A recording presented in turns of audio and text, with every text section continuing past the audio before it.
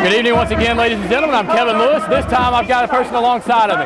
Annie Washington, a junior at Jackson High School, has joined me. Annie, you've been sitting next to me for the whole game. I can hear you cheering. Obviously a lot of school spirit. Right. School's been crazy this week. Mary Persons is our favorite game of the year. We had a lot of school spirit and everybody was looking forward to tonight. All right, I'm going to look for an inside scoop here. Last year, there was a little bit of havoc as some people came down, vandalized. Was there any talk of that this week?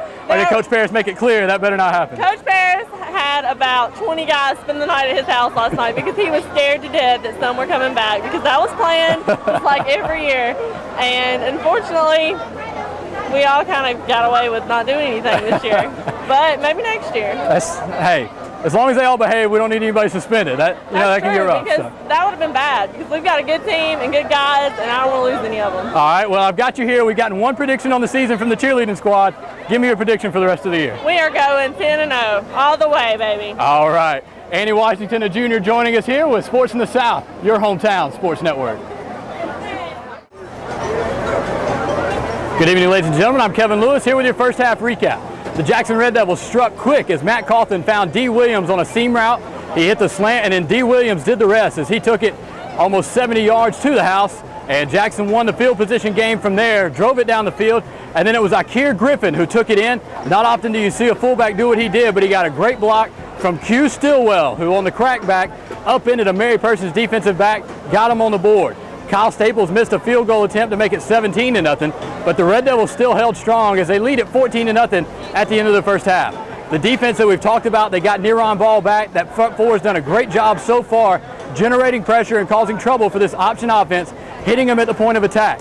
It's been great. The secondary has knocked down the few passes that Colders tried to get off, and he's also been dropped twice in the backfield. Each team's recovered a fumble. Hayes tried to sneak ahead on 3rd and short, coughed it up with about 90 seconds to go. Colders' fumble, on the other hand, was a little bit tougher as it cost 7 for the Bulldogs of Mary Persons.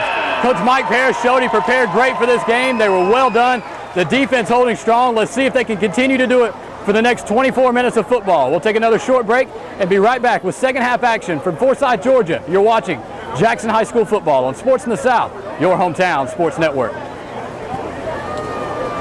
Congratulations to tonight's RV&R Video Productions player of the game, Charlie Alley, defensive lineman, number 67.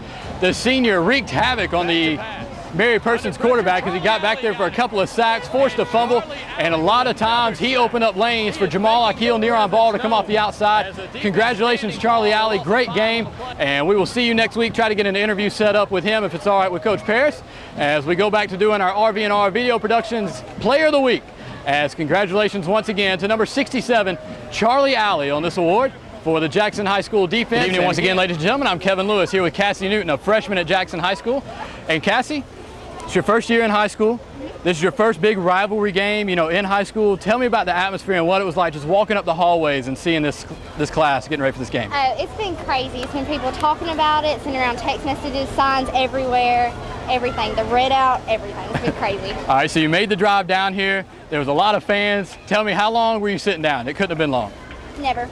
On your feet the whole time? Yeah. All right, and we talked about this before the interview. Who's your favorite player? Kevin Johnson, number 63. All right, Kevin Johnson starting center and long snapper for the Red Devils.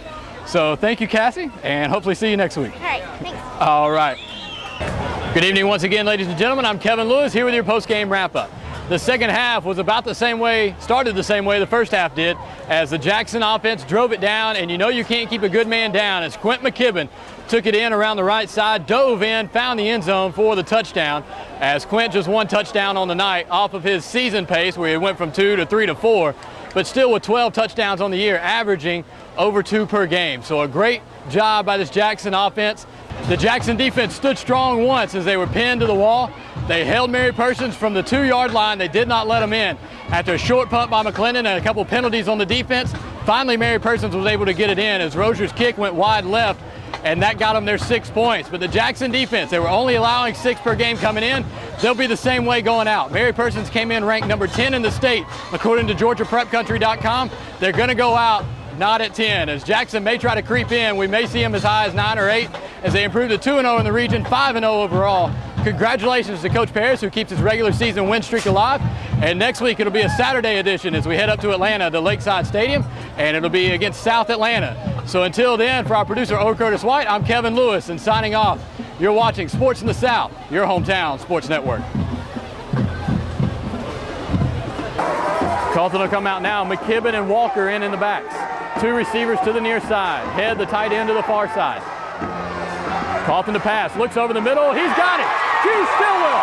And he split the defense. 15, 10, 5. Welcome to Forsyth, Georgia. Jackson strikes early on a great throw by Matt Carleton and a great route run by Q Stillwell to split the seam right down the middle. And just like that, the Red Devils strike first. First quarter, I formation. Hayes, McKibben, left side, looking for running room. He turns it up.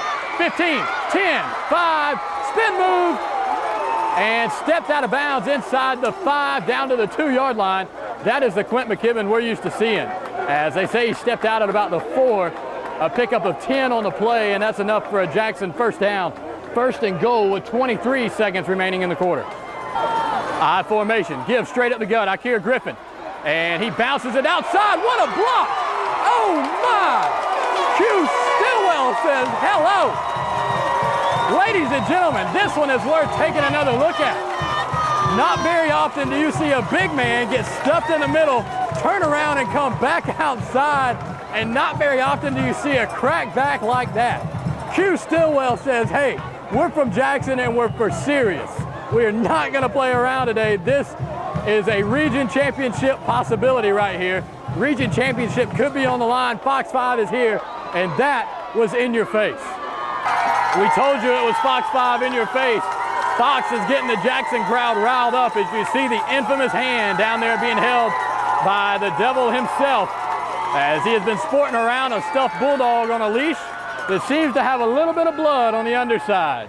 As Jackson came out prepared for this one, they said they were looking for blood, and right now they have struck first. They lead 14-0, and they are giving Fox 5 something to have this crowd riled up about. And a long 7. Carleton under center. Play fake. He's got Stillwell on the out route. Inside the 20. Still on his feet. And taken out of bounds inside the 20, down around the 16-yard line. Nice throw and catch there for the Jackson offense, as Stillwell ran a great route in and then out, and Carleton found him in stride. First down, Red Devils. First and 10, Red Devils on the 16. Carleton looking for the fade route, near on ball, and that's got to be interference. And the ref searching for a flag. Does not have one. He looked like he was trying to find it in his pocket. He threw one earlier. He may not have a second flag on him. We're going to have something at the line of scrimmage, and then we might have pass interference downfield too. We'll check it and see. Somehow no pass interference there. A procedure penalty will back the Red Devils up. First down and 15 now from the 21-yard line. And Carleton was trying to call a timeout, but they throw the flag for delay of game.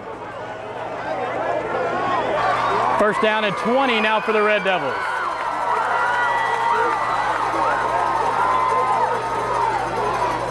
Carleton under center. Back to pass. Pressure. And nowhere to go there. That's got to be a late hit. Oh, my. That's ridiculous there. As a late diving in, that's how a quarterback gets hurt there. After he was down, someone led with a helmet into his back. And that's going to bring up second down, and we'll just call it long as they are back at the 35-yard line.